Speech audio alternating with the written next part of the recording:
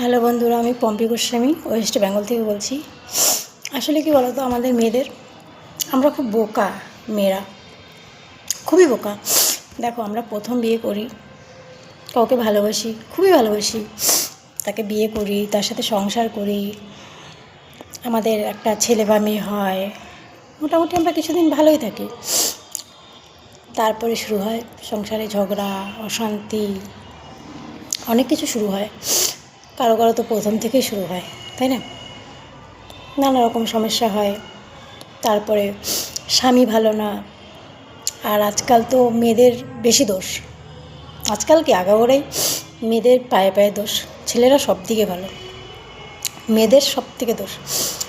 তো তারপরে কি হয়, বিয়ের পরে আস্তে আস্তে ঝগড়া শুরু হয়, অশান্তি শুরু হয়। স্বামী কাজ করে না, অপমান করে, গালাগালি করে, নানা রকমভাবে মারধর করে, নানা রকম টর্চার করে মেয়েদেরকে, তাই তো? তখন আমরা কী করি, প্রথমে সুসাইড করি, আর প্রথমে ছেড়ে দিই, ছেড়ে বাপের বাড়ি চলে আসি। বাপের বাড়ি চলে আসার পরে আমরা কাজকর্ম করি, সন্তান মানুষ করি, ভালোভাবে থাকি।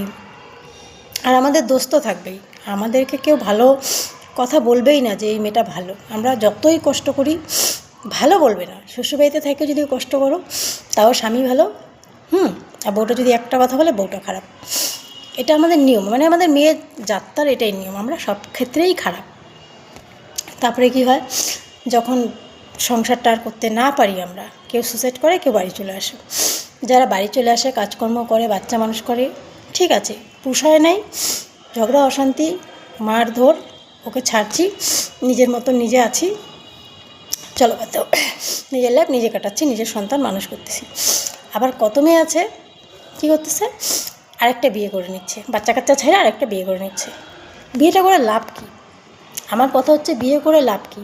যেই ছেলেটাকে আমরা প্রথম বিয়ে করি, ভালোবাসে সংসার করি, একটা বাচ্চা কাচ্চা হয়, সেই ছেলেটাই যদি আমাদেরকে ভালো না বাসে, সম্মান না দেয়, অপমান করে, গালাগালি করে, টর্চার করে, সেই তো ভালোবাসে না। এবার অপর একটা ছেলে আমাদেরকে কী করে ভালোবাসবে?